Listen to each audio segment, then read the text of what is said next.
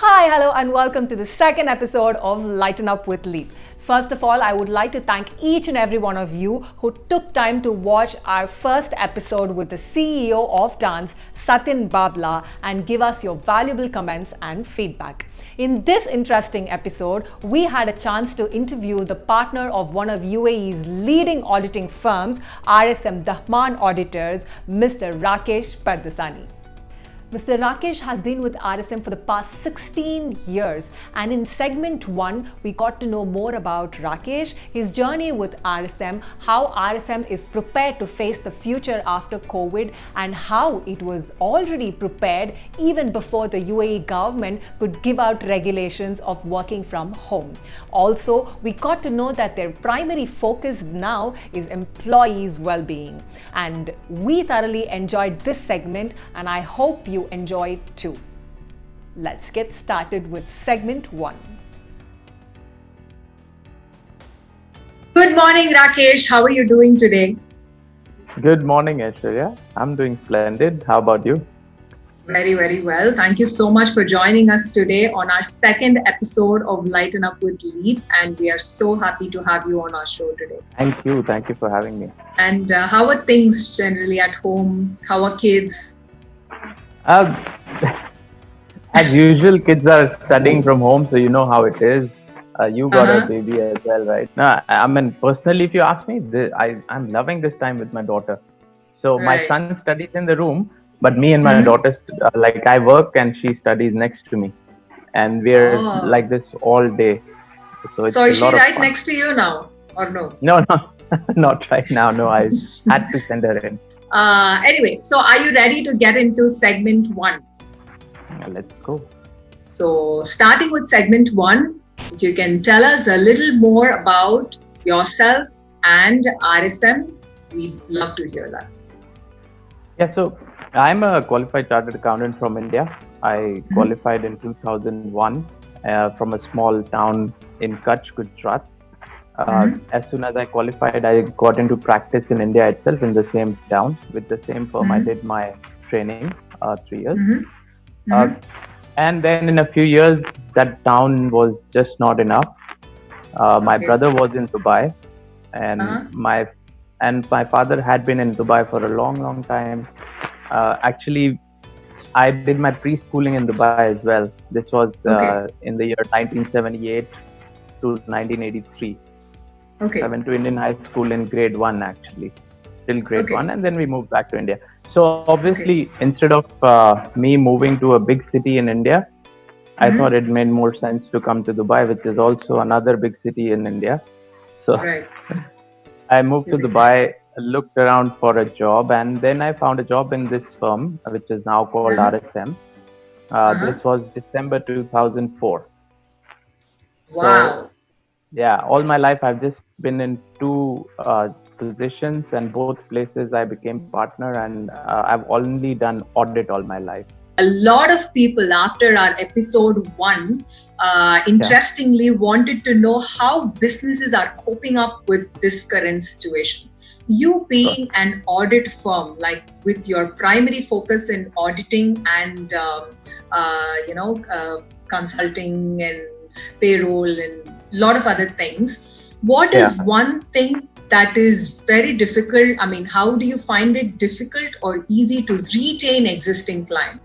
So, if you talk about our business specifically, I'd say we've been very lucky because we don't have a lot of startups as our clients who are struggling to survive, and we don't have a lot of large companies who are feeling the hit every time the recession comes. So our client size is the mid-range, and in that segment, basically, yes, some industries have been hit. So if our client is in that industry, they've been hit definitely. But again, they're not extra large that they are struggling to immediately survive. They have some leeway to survive for a few months, make adjustments to their business model. They are also mid-sized, so they're not.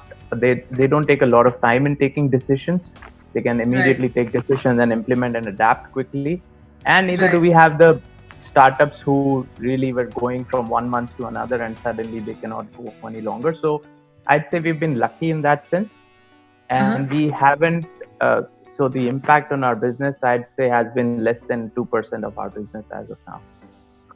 Right. We used to go to the client's offices to do the audit, and that was more to make the client a little satisfied that, okay, there is someone who's actually Right. working at their office. Yeah.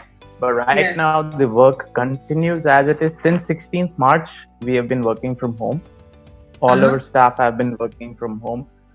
We have had everybody working efficiently from home. We've met the DFSA deadlines. Everything was submitted on time. And as of now, all the work goes on as scheduled. So we've been lucky, I'd say. We haven't had a struggle.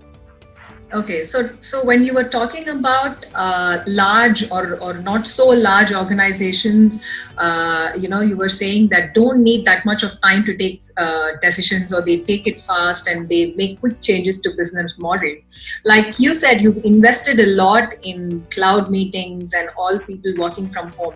So how do you think this trend is going to continue? Do you think moving forward, you can have more employees work from home, or is it actually necessary for them to come to office? Because after COVID, I think a lot of organizations, we are forced to work from home. Like, even though now the lockdown in a few countries have been lifted and 30% of employees have been going to office. But do you think if we can achieve the same amount of efficiency or even better efficiency in few cases working from home, do you think coming to office and working from office is going to be a necessity? Yeah, so that's actually a very interesting revelation that even we ourselves had. So the government lockdown in UAE was enforced, I think, from the last week of March, somewhere around there, around 21st March or something.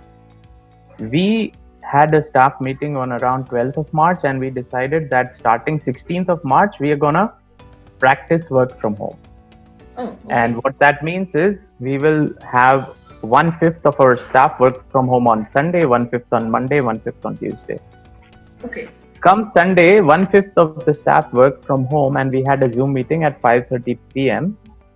And we just wanted to understand what is the one thing that they enjoyed and what is the one thing that they hated about working from home. And 90% of the people said that I love the fact that I didn't have to spend 2 hours of my most productive time in the morning commuting from home to office. And then immediately from Monday, we said, okay, no more 1/5.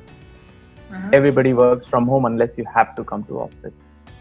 This was 6 days before the government enforced the lockdown. Even a week before that, we had already informed from the beginning of March that staff do not travel in rush hour.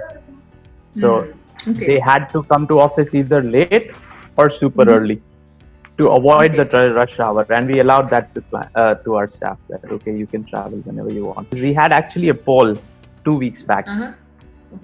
In a Zoom meeting, and we asked the staff that, okay, what do you prefer? Do you prefer coming to office as soon as the government says you can go? Option 2, do you prefer working from home for at least another 3 months without a problem? Option 3, do you prefer a mix that, okay, I'll work from home but come to office 2 days a week? And option 4 was, I am happy to work from home, even I can go back to my home country and work from there. So these are the types of scenarios that we are looking at, basically. It was a fun poll just to get the pulse of our people. It wasn't meant to take decisions based on that, but this is the kind of scenarios that we are evaluating currently. And given the fact that audit is paperless, there is technology, almost 2 months we've managed an audit without actually visiting any of our clients' premises. I think there is definitely potential in, there is no more borders anymore. We can have people sitting anywhere in the world. The clients are struggling as well. So they are looking for economy, and they just don't necessarily want a discount for the sake of, getting the price down, and as a result, the audit quality goes down. There is no compromise on audit quality. None of the regulators or banks would accept that. So we got to find ways to keep the quality high, but bring the costs down so that we translate that cost benefit to the client. And I think this is going to be a very, very real option. I'd say not very long in the future. Maybe by next month, we'd start having these conversations. So Looks like RSM is very, very prepared for the future, and they're taking all the necessary steps, especially in terms of the employees' well-being, which is something incredible. So the main thing that I'd say is that I don't have the answers. Nobody does, right? Yeah. All we are doing and can do is start looking at scenarios and be prepared to take that decision when that time comes immediately. Right. Because this situation has shown us how quickly things can change. So that's all we're just being prepared for. Oh, thank you so much, Rakesh, talking about yourself and talking about your journey with RSM, how you guys are prepared for the future. And I think there's a lot our viewers can watch and understand from what you've said. Thank you so much for sharing that with us. Thank you. Talking to Mr. Rakesh, we can clearly see that RSM has a clear plan for the future, and for every organization to survive and sustain in their business, I think planning for the future is a very important thing. And since RSM has done it, please go back to your organization to see if you have a plan for the future. Moving to the most exciting part of our interview is segment 2, Down the Memory Lane. We took Mr. Rakesh down a beautiful memory lane, and he did not expect to see few photos that we were going to show him. We are moving to segment 2. Are you ready for this? Okay. Who is this little boy? Yeah, that's me. I think that's the cutest picture of me ever. That is definitely the cutest picture of you. So tell us about your school. I mean, you told us that you did your schooling in Indian high school. So how was the journey, and how were you at school? I did my preschool until grade 1 in Indian high. Then we moved back to India, all of our family. And I got into a school there in grade 2. And obviously, I was a kid from Dubai. This was 1983, 1982-83. And everybody was so impressed because I spoke English in grade 2. So, family gatherings. In our town, not a lot of kids spoke English. I went to an English medium school there as well. And then family gatherings, that'd be the drill. Hey, Rakesh, come here, speak to him in English. So that kind of environment. Well, it was fun. I only have fond memories about my school back in India. Nice. So talking about fond memories, I think I have another memory to share. Well, one favorite comic character, should I say? But I hope you don't have that picture. No, unfortunately not. Yeah, I just have this character, Nagaraj. I tried getting your other picture, but I don't think it's there. So tell us more about your, liking for this particular character. No, I had this huge obsession with Indian comic characters at that time. I think I was around 10, 12. And Nagraj and Super Commando Dhruv. These were two Indian comic characters, and these were very popular in those times. And I was a huge fan. So when I said, I hope you don't have that picture, I actually have a picture of myself with belts tied all around my hands and waist. I heard about that too.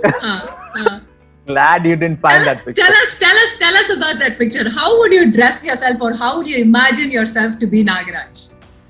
Yeah, so I'd just take all the belts in my house, my dad's belts, my brother's belts, and just tie them all around my body. So one around my body like this, one around my waist, one around my one leg, another one around this hand, that hand, then and I'd hold one belt like this, like a snake. So I suppose all those belts are supposed to be the snakes that Nagaraj is having here in the picture. Yes, those are the snakes. Wow. Okay. Every month, a new bunch of 5 books would come, and to the local store where we used to have a monthly subscription and exchange comics every day. And that guy knew that I was a huge fan, and there were almost 5-6 of us huge fans. So when the new set came, he would keep 1 book each for one of us every month. So every month we would wait for the first day of the month, so that we could go to him and say, okay, where is this month's Nagraj, this month's Super Commando Dhruv, and he'd give it to us. So the next one that I have, a lot of your followers on social media, and if there are new viewers to this video right now, probably know or don't know that apart from you being CA and an auditor, you also have your passion lying in DJ, right?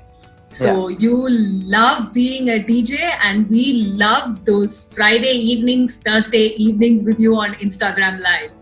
But that being said, now what were you trying to do on this photo? I exactly remember what I was doing. I was listening to Bon Jovi's concert live in Madison Square Garden. I can tell you the caption also on this particular picture: Bon Jovi and the couch. That was your caption on Facebook for this picture. I remember. I am a huge fan of Bon Jovi, and surprisingly, my son also loves Bon Jovi. So tell us about your interest in DJing. How did it all start? In Dubai with our friends group, we have a huge friends group. We'd meet every other weekend, and there's someone responsible for music. And I was the guy who's responsible for music. Doing that, I discovered Virtual DJ, which is a free software that you can download on your laptop and just do a basic mixing. With my BNI chapter, I did an event where I said I'm the DJ. Everybody loved that party, and so then slowly I thought, okay, let's do this. I think there's a lot more to know about you, but it's just that I couldn't get enough resources to remind you of things. I'll tell you one more thing, since we are on that topic. So I was in my grade 10, my board exam, and I had taken to this habit of playing video games at a video game parlor. And playing video games, I was so addicted, I missed my 10th exam of typewriting. Seriously? Yeah. And then I had to make up a whole story saying my cycle got stolen, and I had to throw my cycle in a ditch and then come home crying, and then take my brother, and then we found that cycle. Oh my God! So, this is unbelievable, Rakesh. This is just so unbelievable. Right? Seriously, I don't know. I mean, I still find it so hard to believe that someone was so crazy about video games that they completely forgot about the exam. Oh my God. Yeah.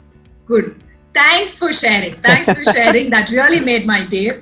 And done. What did we just hear? The partner of RSM Dahman Auditors UAE, when he was in his 10th grade, forgot to attend his board exams because he was busy playing video games. Well, what we tend to often forget is that all the successful business owners and business professionals also had a beautiful childhood memory. The essence of this interview is to bring back that child in them. Moving to the next interesting part of our interview session, segment 3, rapid fire round. Let's go check out how Mr. Rakesh handled our rapid fire round. So shall we move on to your rapid fire? Okay. Are you ready? Like very, very rapid. Okay. It has to be from your heart, straight, whatever comes to your mind first. Okay. Question 1. First celebrity crush. Pooja Bhatt. Okay.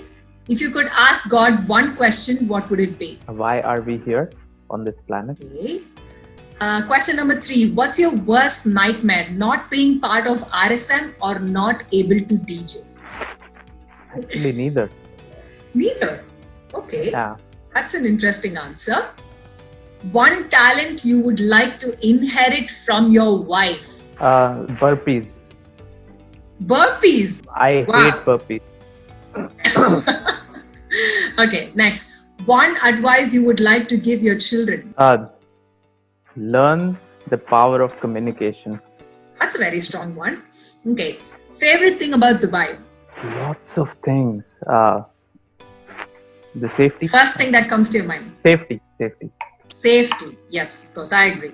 Favorite pizza topping? Tomatoes. Tomatoes. Okay. If you face your 20-year-old self now, what would you tell him? It's gonna be amazing. Okay. Samsung or Apple? Apple. Apple. Staycation with family or exotic vacation with friends? Oops. Exotic vacation with friends. Okay, that was the last question and we are done. Thank you so much. You are amazing, Rakesh. This was extraordinary. Good, straight answers, and I hope you enjoyed. I loved it. It was so much fun. Thank you for doing it. Thank you so much, and wishing you good luck with everything. Thank you so much again for joining us today. I had an absolute amazing time. I think a lot of our viewers who are going to watch, first, they'll get to know a lot about business, all that you shared. Second, a lot more about you, how you missed your board exam playing video games. And finally, how you choose an exotic vacation with friends over family. You have to repeat that, right? But anyway, it was lovely talking to you, Rakesh. Thank you so much for joining. I think this is a lot of fun. I am looking forward to see who else is gonna be coming with you, having a conversation with you, because it's a lot of fun. You bring out the best parts. It was really nice going down memory lane as well. It's great fun. Thank you so much. Pleasure is all mine. Thank you so much again, Rakesh, for joining us. Have a wonderful day ahead. Wow. That's the end of one exciting rapid fire round. I hope the answer to his last question, exotic vacation with friends over a staycation with family, doesn't put him into any trouble. Alright, that's the end of this interesting interview with our celebrity guest for today, Mr. Rakesh Pardasani, partner of RSM Dahman Auditors UAE. If you would like to know more about their services, I've given the link in their description box to their website, and I think you should all follow Mr. Rakesh Pardasani on Instagram, because almost every Thursday or Friday nights he has his DJ gig happening in his house balcony along with a beautiful sunset view and view of the Burj Khalifa. The link to his profile is given in the description box below.